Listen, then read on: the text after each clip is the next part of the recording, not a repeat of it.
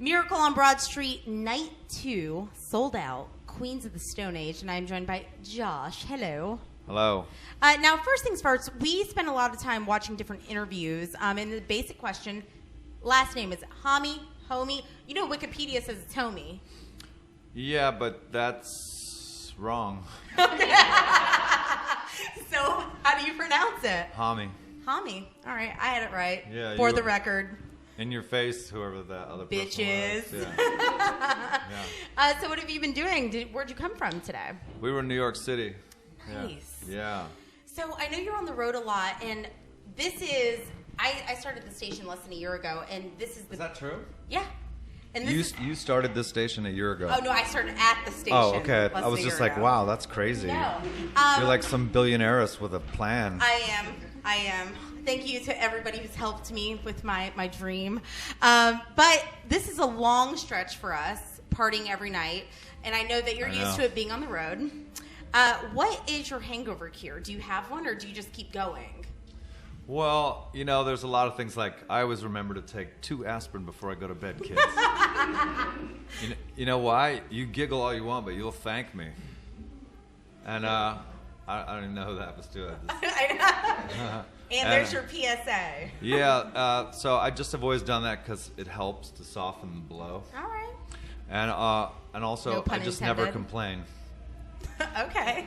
Because you know when someone's like, "Oh my God, I feel It so hurts this," so bad. don't you just want to turn to them and go, "Can I turn you down just a little bit?" You know, because complaining is like, That's true. it's not cool. It makes it worse. Now I have to ask this question because my boss, who also does, who's on the station, Fletcher, huge fan, also a huge fan of Arctic Monkeys, and he's like, you got to ask, what did he do in the desert in 2006 that turned those guys into being the Britpop sensation that they were into the rock band that they are now? Well, the truth is that they had these demos, and if I played you the demos, you'd be like, you didn't do anything. They're a band that plays that game that I love, where you try to change every record and grow every record, and you know, I think my production style is to sort of protect someone's ideas, not sort of change them. All right.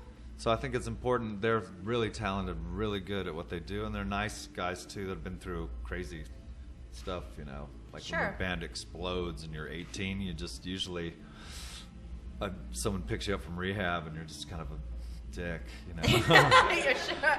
But they're great. They're really nice, and it was really a lot of fun. It was nice to be around something and someone who's talented. So you just kind of help nurture what they already were. Well, I think, you know, I like to work, so that's what I bring to the table is just push yourself, you know.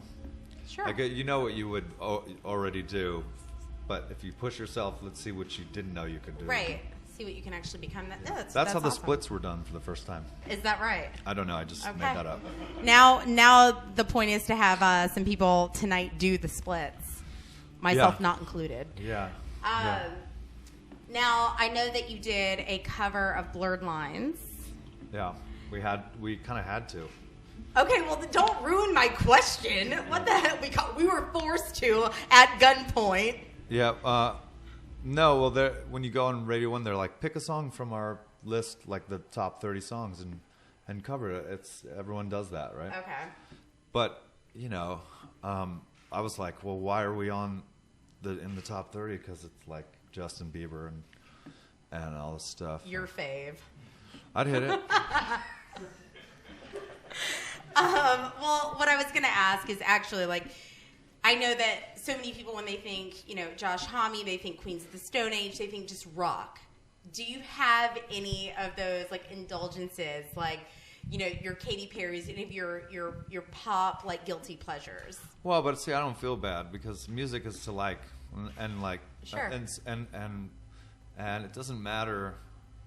Like, I'll listen to Dean Martin and then Slayer and then, you know, Robert Johnson and then Black Flag, and it doesn't matter. Okay. So I think once you're kind of, but don't you think, isn't that how you listen to music? Do you? No. Like, there's some great Britney Spears songs, you know. There's some, you know, sure, and I'm ready to not just admit that, but turn it up, basically.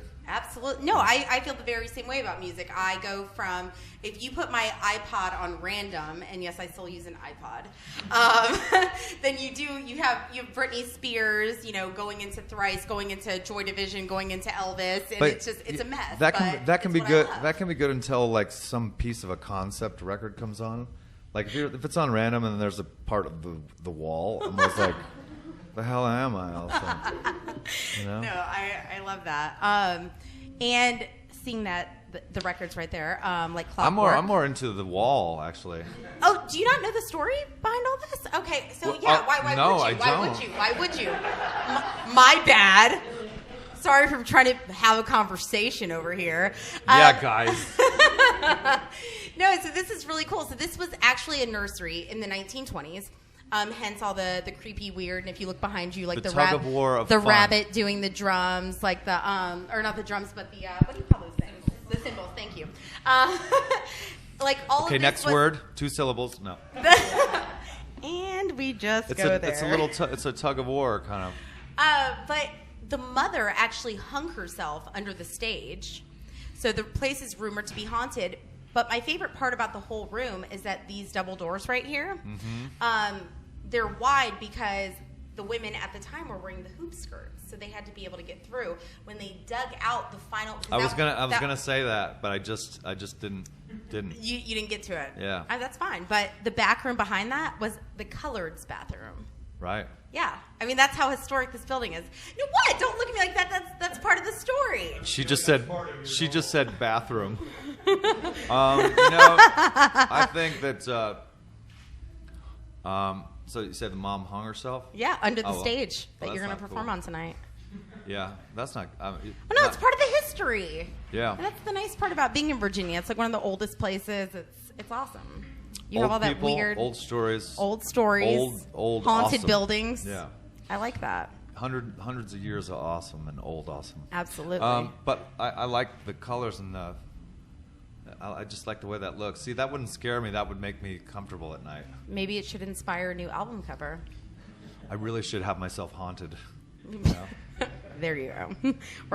Work with Trent Reznor on that.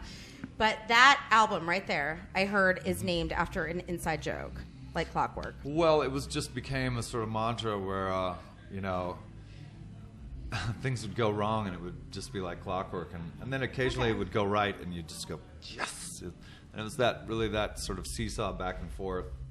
And even at the end, on the final day when we're kind of like scrambling, trying to finish, on that day the clocks went forward, so we lost an hour all of a sudden. And it was just like clockwork, No, that. So for everything that went right and everything that went wrong, that was the phrase. I love that.